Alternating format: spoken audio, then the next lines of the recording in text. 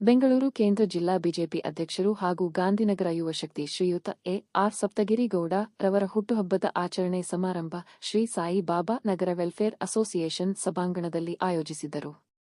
ಇವರ ಜನ್ಮದಿನದ ಪ್ರಯುಕ್ತ ಆರೋಗ್ಯ ತಪಾಸಣಾ ಶಿಬಿರ ಯುವ ಅವರಿರು ಶುಭ ಕೋರಿ ನಮ್ಮ ಎನ್ಜಿಎಂ ನ್ಯೂಸ್ ಜೊತೆ ಮಾತನಾಡಿದರು.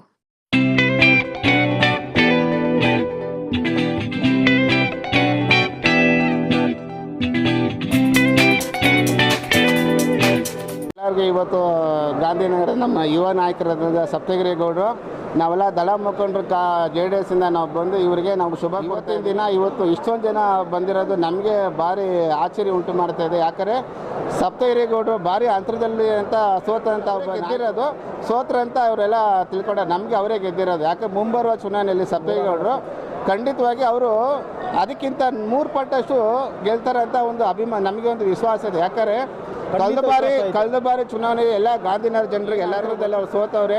ಏನೇನು ಅವ್ರಿಗೆ ಅವ್ರು ಮೋಸ ಆಯಿತು, ಏನೇನು ಆ ಬೂತ್ ಏನೇನು ಸೆಟ್ಟಿಂಗ್ ಆಯ್ತು ಅಂತ ಎಲ್ಲರಿಗೂ ಗೊತ್ತಿರೋದು ಜನ.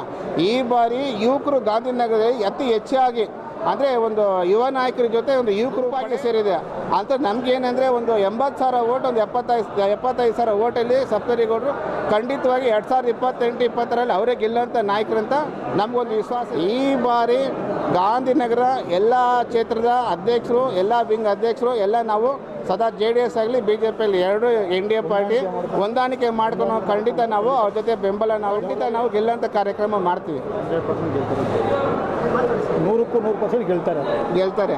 ಯಾಕಂದರೆ ಈ ಬಾರಿ 6 ವರ್ಷ ಅಂತ ಗೆದ್ದಂಥ ಕಾಂಗ್ರೆಸ್ ಆಗಲಿ, ಒಂದು ಸ್ಕೂಲ್ ಆಗಲಿ, ಒಂದು ಕಾಲೇಜ್ ಆಗಲಿ, ರಸ್ತೆ ಆಗಲಿ, ಗುಂಡಿ ಆಗಲಿ, ಚರಂಡಿ ಆಗಲಿ, ಮೂಲಭೂತ ವಸತಿ ಅಂತ ಅವ್ರು ಎಲ್ಲೂ ಮಾಡಿಕೊಟ್ಟಿಲ್ಲ ಗಾಂಧಿನಗರದಲ್ಲಿ.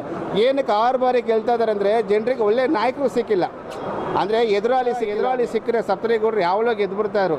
ಹಾಗಾಗಿ ಈ ಬಾರಿ ಅಂದರೆ ಒಳ್ಳೆ ಒಂದು ಎದುರಾಳಿ ಅಂತ ಸಪ್ತಗಿರಿ ಸಿಕ್ಕವ್ರೆ.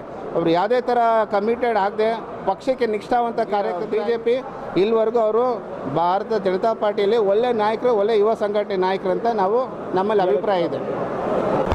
ಗಾಂಧಿನಗರ ಪರವಾಗಿ JDS ಅಧ್ಯಕ್ಷರಾದ ಮಾಜಿ ಎಸ್ ವಿಜಯ ಸಂಘಟನೆಯವರು ಎಲ್ಲರೂ ಸೇರಿ ಅವರಿಗೆ ಶುಭ ಕೊಡ್ತಿದೆ.